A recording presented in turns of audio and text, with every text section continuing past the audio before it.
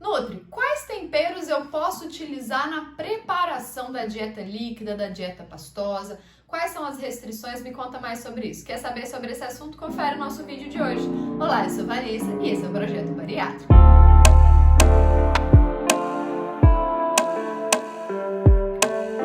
Sejam muito bem-vindos a mais um vídeo no canal e claro que eu vou começar com aquele recadinho de o contrário, se você quiser se tornar meu paciente, aqui na descrição do vídeo tem o link lá para o WhatsApp do consultório, vai ser um prazer poder cuidar de você, então se você quiser entre em contato que o link está na descrição do vídeo, tá certo?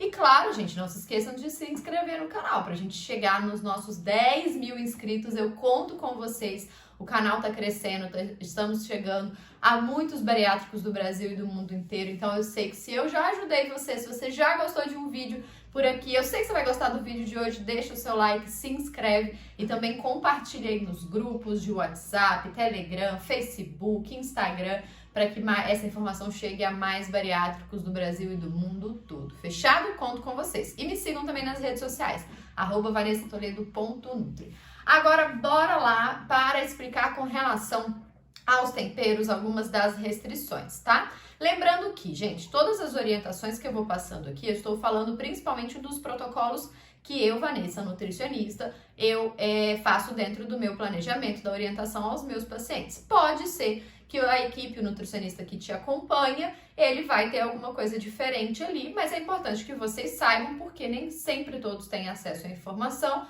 e é importante às vezes também perguntar por que o profissional ali ele tá orientando ou não, vocês terem essa informação, tá?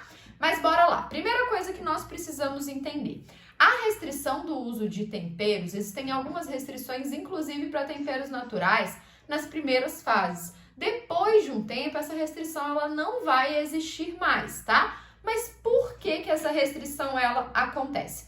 Essa restrição, pessoal, ela vai acontecer porque o seu estômago ele está passando por um processo de cicatrização.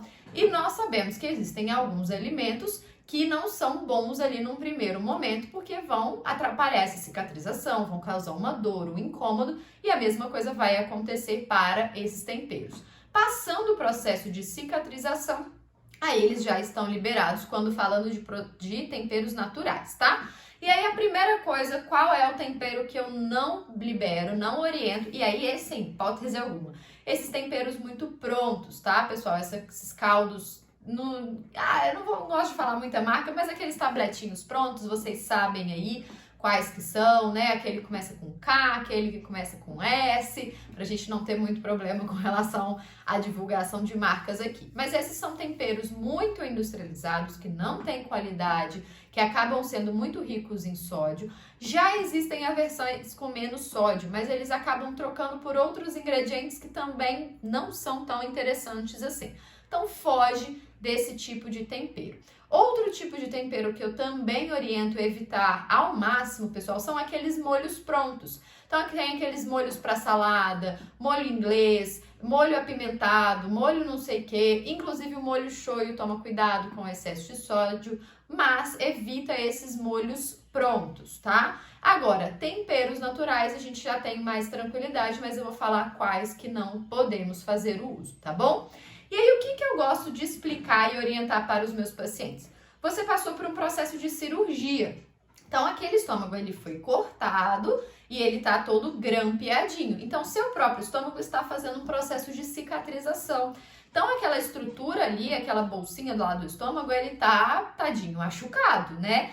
E aí pensa, imagina que eu tô com um machucado aqui na minha mão. Se eu jogar um limão em cima do machucado, vai doer, vai incomodar. O problema é o limão? Não, não é. O problema é que ele está machucado. Então, tudo que seria ruim para quem tem, por exemplo, gastrite, para quem tem uma úlcera, tudo que a gente já sabe que não é legal, que ataca um pouquinho o estômago, nesse primeiro momento, principalmente o primeiro mês, a gente deve evitar, tá? Então, quais são essas orientações? Primeiro, tudo muito ácido, tá? Então, vinagre, limão, sal é ótimo, porque se a gente fala vinagre e sal já é comum, né? Mas vinagre, limão, tudo muito ácido, a gente deve evitar nesse primeiro momento, com certeza, pelo menos nos 15 primeiros dias, tá? Depois, devagarzinho, a gente pode ir liberando, mas evita. E os condimentos naturais, né, mesmo sem ser os industrializados, até os naturais, mas que também podem atacar o estômago, como por exemplo pimenta, como por exemplo noz moscada, tem algumas pessoas que não aceitam muito bem. Gengibre nesse momento não é uma coisa que eu gosto de liberar. Canela tem que ter muito cuidado. Então tudo que a gente fala que é um pouco mais quente, um pouco mais apimentado, um pouco mais agressivo para o estômago, pessoal, deve evitar ao máximo, principalmente nesses 30 primeiros dias, tá? Eu citei alguns aqui, mas claro que às vezes eu esqueço, eu anoto, mas às vezes eu esqueço, então depois, se vocês tiverem alguma pergunta de algum tempero específico, coloca aqui nos comentários, que aí eu vou ajudando vocês, vou respondendo sobre todos eles, tá? Mas existem outros alimentos e condimentos que nós podemos utilizar. E quais são as minhas sugestões? Primeira coisa, na fase de dieta líquida e dieta pastosa, eu não gosto de orientar muito o uso de temperos secos, temperos folhinhas, né? Tipo assim, alecrim seco, sabe? Que ele fica aquele raminho. Esses assim eu não gosto de recomendar. Por quê? Às vezes é difícil passar na peneira, tem que ser uma peneira muito fininha, ou tem que passar naquele coador de café e pode ser que ainda fique um resíduo ali. Então, principalmente na dieta líquida, eu gosto muito de indicar os temperos naturais em pó, tá? Então, sabe quando a gente vai nessas lojas de produtos naturais, lojas a granel, a gente encontra alho em pó desidratado, cebola em pó, são alternativas bem interessantes e legais de usar nesse primeiro momento. A cebola e o alho, gente, pode ser usado. Não pode exagerar, mas pode usar com parcimônia ali para dar um sabor, não tem problema nenhum, tá? E também alguns outros temperos, claro que nada exagerado, mas pode ser usado. Então, o açafrão ou a cúrcuma a gente pode fazer o uso, o colorau ele pode fazer o uso. A páprica, eu recomendo apenas a páprica comum ou a páprica doce. Páprica defumada e páprica picante, de jeito nenhum. Nenhum tipo de pimenta também, em nenhuma hipótese. Ah, Vanessa, mas a pimenta é tão fraquinha. Não, tá? Não pode. Tome muito cuidado também com azeite de dendê. Não costumo recomendar logo nesse início, tá? Agora, um coentro, se achar ele em pó, pode. Folhas maiores, que depois são fáceis da gente tirar, do tipo folha de louro, a gente pode usar. Uma salsinha, uma cebolinha, se quiser deixá-la até maiorzinha na hora do cozimento. É mais fácil na hora de nós peneirarmos ou na hora de triturar, tá? Mas estou falando primeiro na fase da dieta líquida. Então, esses temperos naturais, pessoal, nós podemos e devemos utilizar. Por quê? A sopa, o caldo dessas primeiras fases, não é para ficar uma coisa sem graça, não é para ficar uma água suja.